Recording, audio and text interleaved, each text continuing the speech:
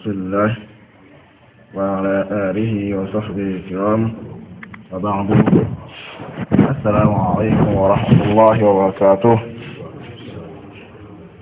Nous allons continuer dans la lecture de notre livret Akhta'u Sha'i'atun fi Salah, les erreurs fréquentes au cours de la prière.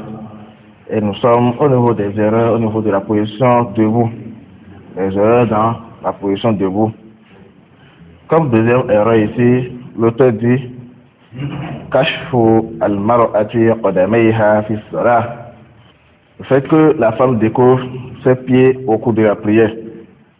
Ça aussi, ça entre dans les erreurs qu'on a compris au cours de nos prières.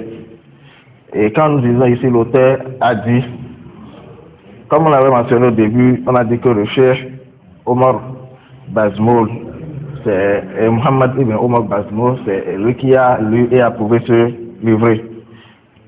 Mais cela ne veut pas dire que c'est lui qui l'a mis à l'écrit. Donc il faudrait qu'on fasse la différence entre ces deux thèmes. Donc nous disons cela, nous disons l'auteur parce qu'on ne sait pas qui l'a écrit sur ses étudiants, qui l'a écrit parmi eux, on ne le sait pas, parmi ces étudiants. Donc l'auteur ici dit Kashful mar'ati qadamayha fi salah. Parmi les erreurs, il y a le fait que la femme découvre ses pieds au cours de la prière. Il dit c'est ce qui est correct dans cela. Vous allez constater chaque fois, quand il parle d'une erreur, il apporte ce qui est correct. Donc quand il dit telle chose est une erreur, il apporte en même temps ce qui est correct. Ce qui est correct ici, قال الإمام الشافعي رحمه الله وعلى المرأة أن تغطي في الصلاة كل شيء ما عدا كفيها ووجهها. وقال أيضا وكل المرأة عورة إلا كفيها ووجهها وظهر قدميها عورة. كتاب الأم. Il se qui connaît dans cela est la parole de l'imam Al-Shafi'i quand il dit il convient à la femme de cacher tout ce qu'il y a au niveau de son corps au cours de la prière, sauf les deux mains et le visage, sauf ses deux mains et sauf ses deux mains et sauf son visage. Et il dit aussi dans une autre parole, toute la femme est une nudité, sauf ses deux mains et son visage. Et le fait de découvrir les pieds entre dans la aura, entre dans la nudité, ça c'est dans son livre Al-Umm. Voilà ce que l'auteur nous a cité ici au niveau de cette erreur-là. Donc on retient ici qu'il convient à la femme au cours de sa prière de cacher ses pieds. Et les pieds de la femme ne sont pas exceptionnés dans les textes qui sont venus mentionnant la nudité de la femme. Il faudrait savoir, chers frères et sœurs, que toute la femme est une nudité, sauf ses mains et son visage. Donc il est permis à la femme, selon la vie que nous trouvons, ce qui est plus proche de la vérité ici, il est permis à la femme de découvrir ses mains et son visage, que ce soit au cours de la prière ou bien en dehors de la prière. Le seul jugement ici, que ce soit au cours de la prière ou bien en dehors de la prière, est applicable.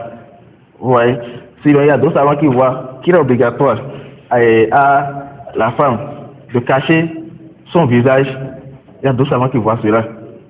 Mais ce qui est plus proche, et ce que nous voyons plus proche de cela, c'est la vie de Cheikh Al-Albani, et c'est rapporté même de trois parmi les quatre ulama, les quatre savants des quatre mazhab.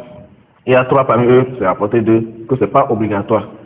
Et il est rapporté aussi dans l'avis de l'imam Ahmed que c'est pas obligatoire, mais il y a un autre avis qui dit que c'est obligatoire de cacher le visage. Et beaucoup de savants de Najd, c'est-à-dire de l'Arabie Saoudite, voient l'obligation pour la femme de cacher son visage. Ici, il convient donc à la femme de connaître les conditions de hijab, c'est-à-dire ce qu'elle porte, quelle est la condition de cela. Ainsi qu'on vient de porter seulement quelque chose sur la tête et dès qu'on a mis du hijab, comme on voit beaucoup de nos sœurs aujourd'hui. Il faudrait savoir que le hijab a ses conditions. Nous allons en citer quelques-unes ce matin. Parmi ces conditions, il y a le fait que ça prenne tout le corps. Le hijab de la femme doit prendre tout son corps. Pas ce qu'on voit, et ça prend seulement une partie du corps, et ça laisse peut-être même d'autres portes de hijab qui s'arrêtent même au niveau du cou en bas ici, et ça montre les seins. On commence à voir ça aujourd'hui.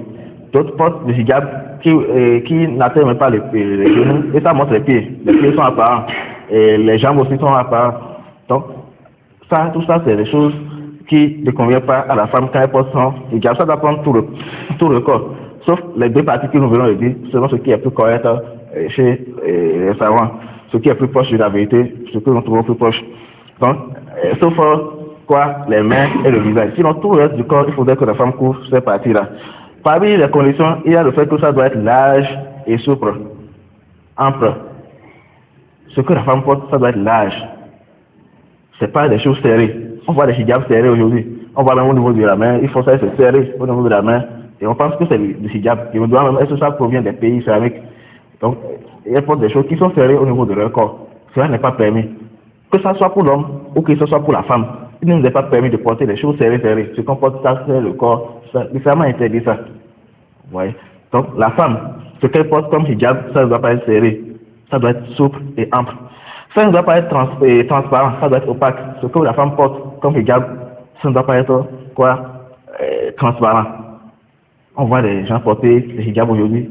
Parfois c'est blanc, mais on voit dedans, on voit même le corps déjà de dehors.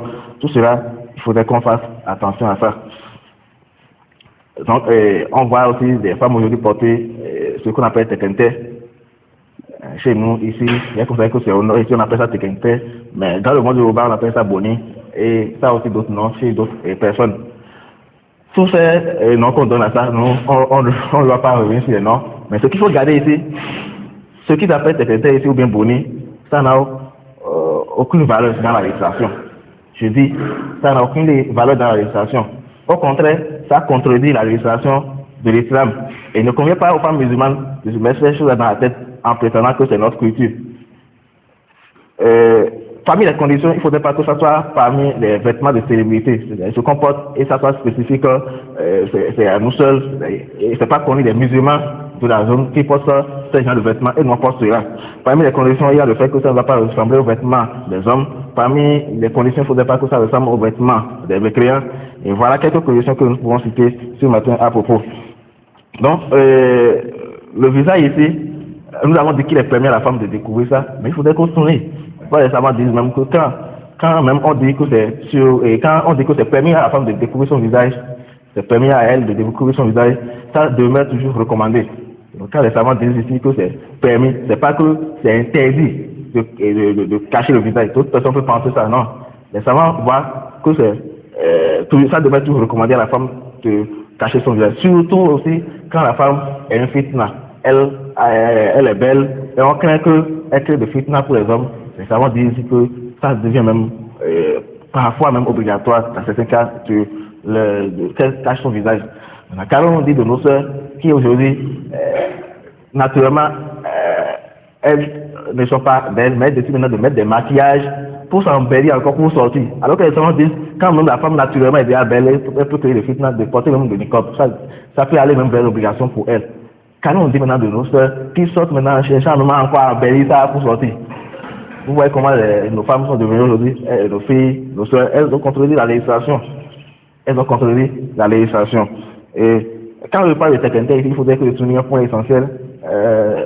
Il y a un des ustads ici, Kala, le pardon, qui le guide sur le droit chemin, qui disait dans son tafsir de Surat al-Ahzab, que cela même, que le fait de porter le niqab est de la shuhra, ça entre dans les vêtements de célébrité. Quand il pense ça dans les vêtements de célébrité qui sont interdits ici. Alors que cela n'est pas le cas. Il faudrait qu'on sache, et il dit même par la suite que le tekente est meilleur que le niqab. Et celui-là prétend qu'il a étudié en Arabie Saoudite, alors que la plupart des savants de l'Arabie Saoudite voient donc que le niqab est obligatoire. Et lui aujourd'hui, il vient ici, il trouve que c'est un vêtement de célébrité. Je me demande si ces gens ont appris pour la cause d'Allah subhanahu wa ta'ala, ou bien ils ont appris seulement pour qu'on dise qu'ils sont au sage. Car là, on préserve de ces genres de maladies du corps. Donc, voilà ce qu'on veut dire ce matin. Donc, les terrestres, j'insiste sur ça, ça n'a pas de valeur à l'islam, j'insiste, parce que c'est répandu Il faudrait qu'on insiste sur ça. Ça n'a pas de valeur en islam. Ce qu'on voit nos frères porter, nos femmes, quand elles se marient, ce qui est étonnant, c'est que on a imposé ça aux femmes mariées. Quand elles se marient, elles portent maintenant ce foulard sur la tête. On dit maintenant, c'est ça qui signale qu'elle est mariée. C'est ça qui est dans la culture. Mais toute culture qui contredit l'islam, je répète, toute culture qui contredit l'islam, il ne nous convient pas de nous baser sur ça. La culture, oui, si ça est conforme à l'islam, on met ça en pratique. Mais l'islam n'est pas venu pour seulement sur la culture, non. C'est plutôt la culture qui doit suivre l'islam. S'il y a une chose dans la culture qui contredit l'islam, là, on ne fait pas cela. Mais s'il y a une chose dans la culture qui est correcte, qui est conforme à l'islam, on conserve ça. C'est ce qu'il faut comprendre. Donc, les conditions qu'on vient de citer, quand on regarde ça, on ne voit même pas que le Tekkenter respecte cela. On ne voit pas que le Tekkenter respecte cela. Donc, voilà ce que nous voulons dire ce matin. Nous rappelons que ce qu'on a vu, c'est quoi? Il s'agit de l'erreur de ne pas cacher les pieds au cours de la prière. Et ce savant, quand il parle de cette erreur ici, lui considère déjà que les autres conditions sont respectées, sauf le pied. Maintenant, car on dit maintenant de nos soeurs qu'ils ne cachent même pas les autres endroits, les bras sont découverts. Ici, c'est les mains et le visage réduit qui les permet de découvrir. Mais nos soeurs découvrent bien leur avant-bras, d'autres découvrent les jambes au cours de la prière. Donc, elles ont encore totalement contrôlé cela. Vous voyez, voilà ce monde que nous vivons aujourd'hui. Car là, on dit sur son droit chemin, qui nous mettent parmi ceux qui vont entrer dans son paradis. Mais avant cela, il faudrait qu'on œuvre. Il ne faudrait pas qu'on soit là en disant que nous sommes bien musulmans, c'est fini. Il faudrait qu'on œuvre. Il faudrait qu'on mette en pratique notre religion. Nous demandons qu'Allah subhanahu wa ta'ala nous fasse cela. Allah ta'ala.